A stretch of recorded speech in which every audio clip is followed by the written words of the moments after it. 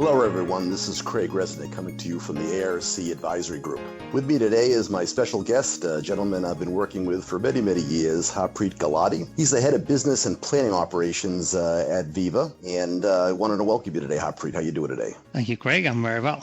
Well, we certainly are living in interesting, unprecedented times right now, and certainly seeing major impacts throughout the entire manufacturing and processing industry. And one of the things I wanted to talk to you a little bit about today are oil and gas companies and some of the major impacts that they're facing. It's really regarding not only the pandemic, but also the oil market instability. It's occurring simultaneously. We've certainly seen issues with drastically low prices. I know they've recovered somewhat to a degree, but could you comment a little bit about that? Yeah, Craig, certainly it's unprecedented time for oil and gas companies. We call it the perfect storm. It started off, I would say, I guess it's been going on for a while. This whole, focus on sustainability. The world is moving towards sustainability. Several major oil producers, including BP, Shell, Eni, Total, who have pledged net zero emissions. There's world moving towards renewables. So that's sort of compressing the demand first. Second came, this price war between Russia and Saudi Arabia, and trying to get more control of the market, and that they flooded, the excess supply that came into the market. And then the pandemic hit, which compressed the demand a lot. And between all of this thing, basically we have excess supply, sudden compression in demand, and that created this perfect storm that is creating all this volatility. So all the companies, what the oil companies are seeing is major changes in demand, from which traditionally you would have jet fuel and gasoline coming up in demand, and suddenly now the demand for jet fuel and gasoline went down a lot. Diesel stayed up a little bit, but even that after the supplies, we overran the supplies, things started compressing out there.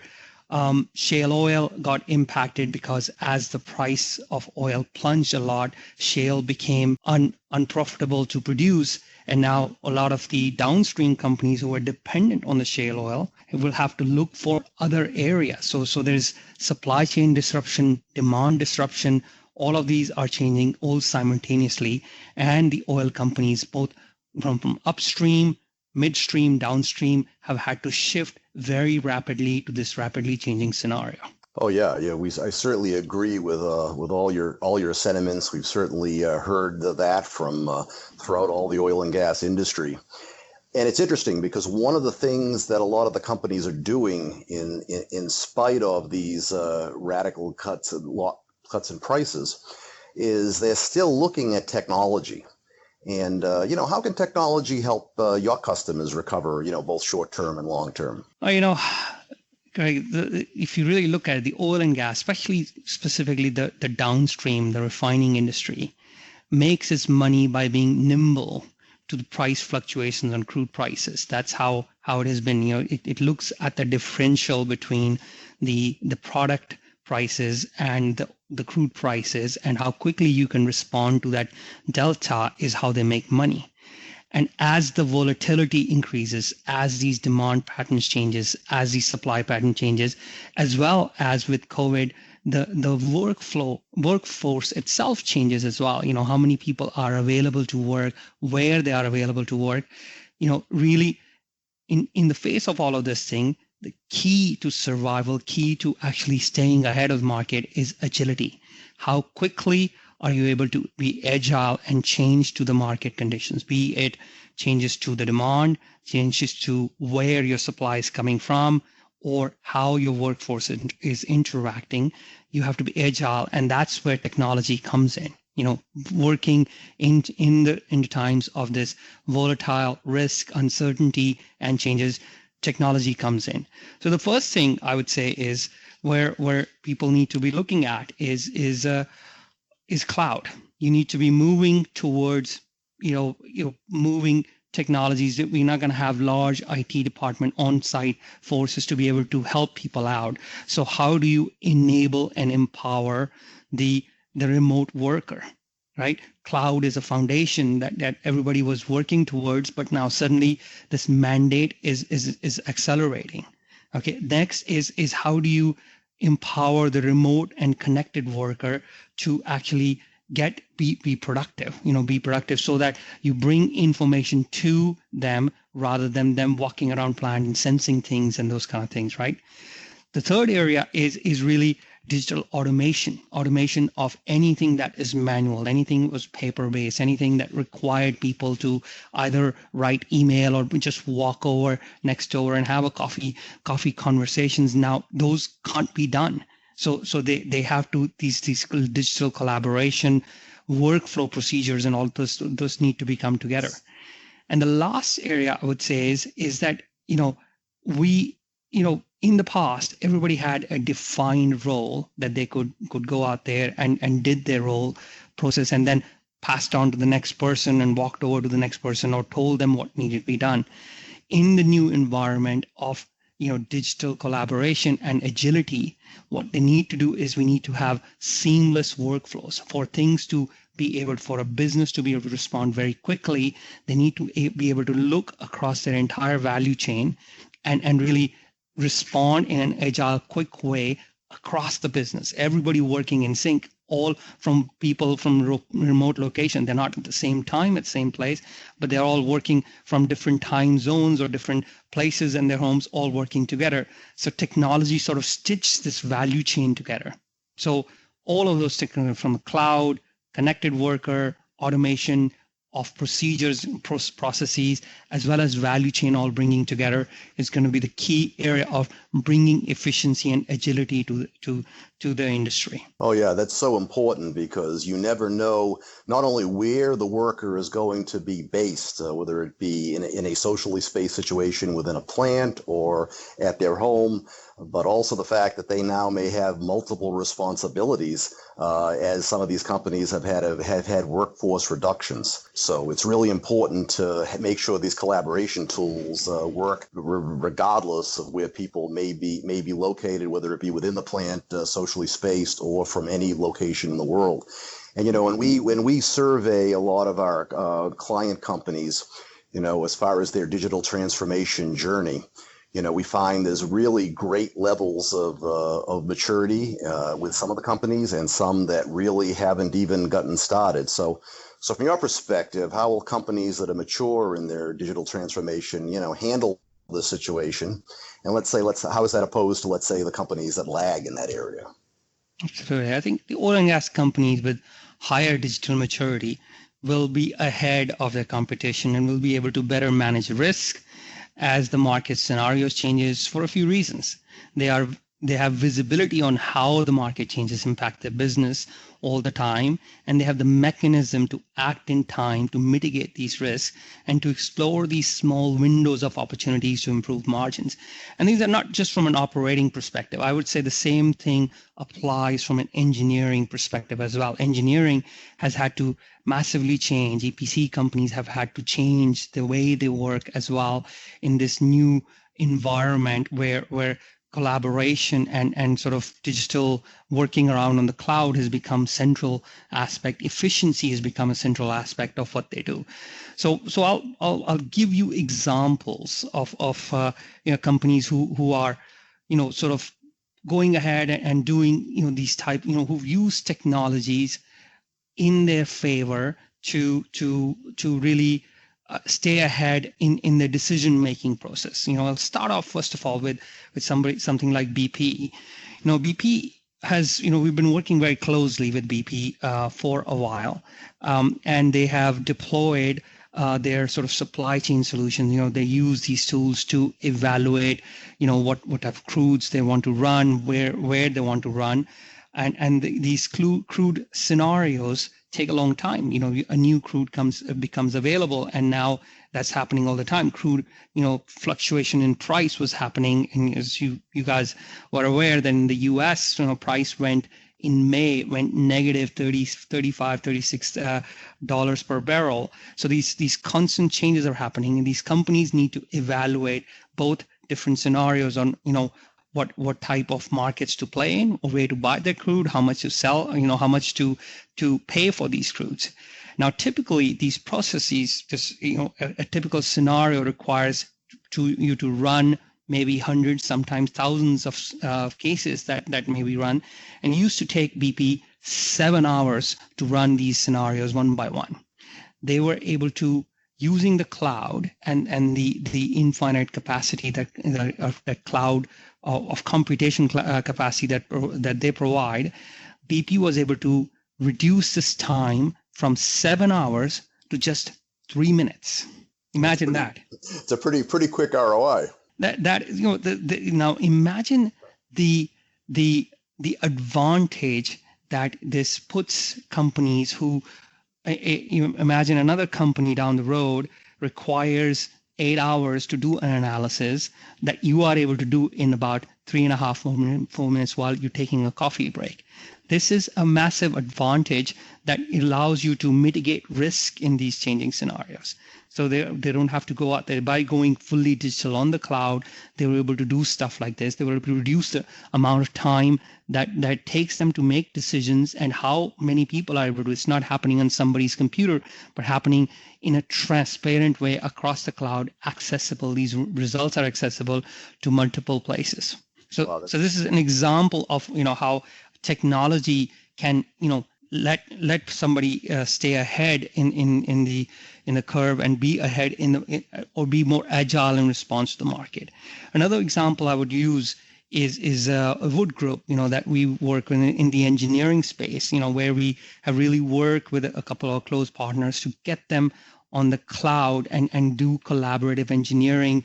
If you just to give you a magnitude of time once in the construction phase, the tool time efficiency is about 30%. That means that 70% of the time is some time spent in either in breaks, in waiting on parts, in waiting on things, all of those things. So there's a huge amount of efficiency gain that can be done by streamlining workflows, by enabling collaborations across the board.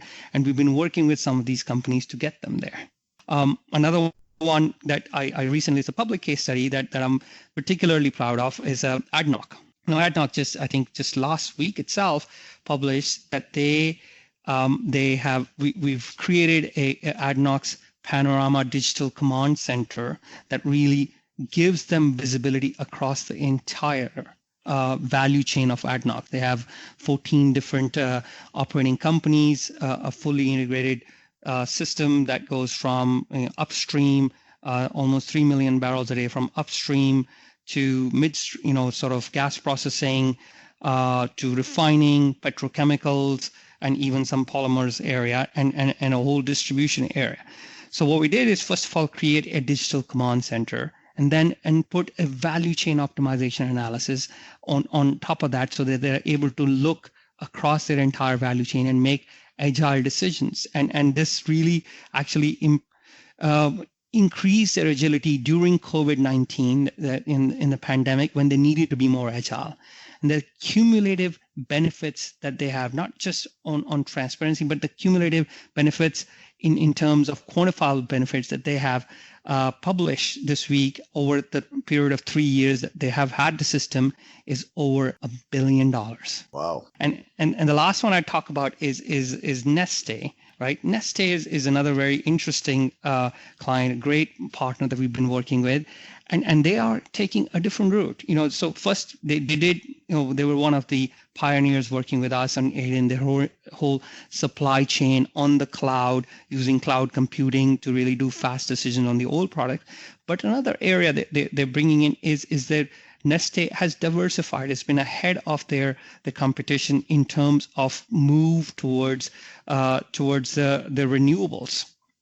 Right, they are the largest renewable fuels producer in the world, and they have a great connected supply chain, and they use our tools to really do all the analysis, all the planning and scheduling portion for their supply chain, and they've gone renewable. So they've sort of, by diversification, by having not just the oil, but oil and petrochemicals and renewables in part of the mix, is another way these oil companies will be able to mitigate risk against the changing market.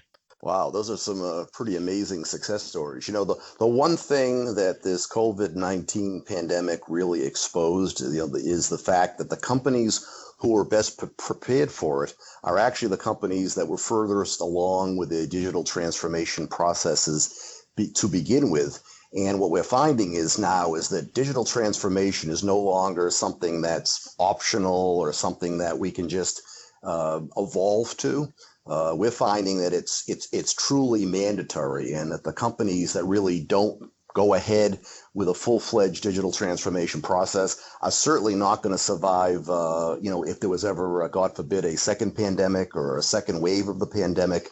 They really have to be ready. And I think what we've seen a lot of companies who are a little bit on the fence with some of their digital transformation processes now beginning to say, even in spite of very, very difficult budgeting situations, that we really need to move forward with these projects, even if it's more on a scalable OpEx side of the fence. So one of the questions I have for you is, for companies who really aren't prepared to face this level of risk and uncertainty caused by the pandemic or any other things that may be coming up in the future of similar nature, what steps can they take now to kind of seek, faster recovery or minimize the impact of the current situation? Oh, it is. This is definitely a defining moment for the oil industry, and there will be winners and losers. There will be fire sales on assets, and we already are seeing signs of consolidation, both in upstream in the shale area, in downstream industries, and all this time.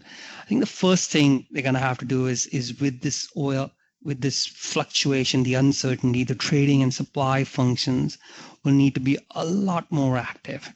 Now, this pandemic is going to likely accelerate the pace of the digital transformation. I mean, the quickening is evident already across sectors and geographies. We're seeing that across the board. The COVID-19 crisis is providing sort of a glimpse into a future. It's almost a forced glimpse, one in which digital has become the central of every interaction, forcing both the organizations and the individuals further up the adoption curve. Almost, with a click, they were forced into this. And the world in which digital channels become the primary interaction, sometimes almost the exclusive interaction between the customers, between the suppliers, between all of those things, and automated processes become the primary driver of these productivity. So the companies who are not prepared to manage this type of function, this type of uncertainty, need to identify quick wins. As I mentioned, first thing they need to do is make sure they have a very agile trading and supply functions, because the demand will fluctuate, the supply lines will change, what type of crudes they were getting will change, where they were sending the products will change, all of those things. They will be looking for new types of boutique products that need to be brought in. Based on the current available infrastructure and technology, they need to look for solutions that are fast to deploy and that will empower their teams to act faster in this face of everyday new change.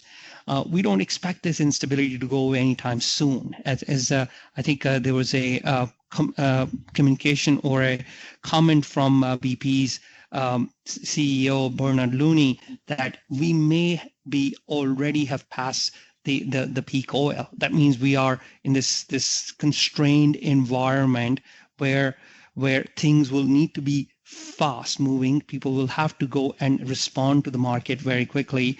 So they need to look. The recommendation is to look for solutions that can provide these quick wins and move them down this path. And the best options for solutions that provide immediate return, that enable people to work and collaborate together, and that allows you to put together, the first step they need to do is put together the roadmap and then start working, look at the quick wins, and start building this momentum towards this digital transformation. Yeah, that's exactly correct. And just the fact that, even when we talk to these companies today, it's interesting when you start to begin to discuss topics like supply chain and start using real time, because they need to have the flexibility and agility and visibility of the supply chain to be able to react at real-time speeds, almost as if we've been talking, certainly real-time, which is obviously the mantra of the factory floor. But it's interesting how real-time is coming into the whole supply chain process. And the fact that as the new normal takes place, that the traditional worker's role may never be the same.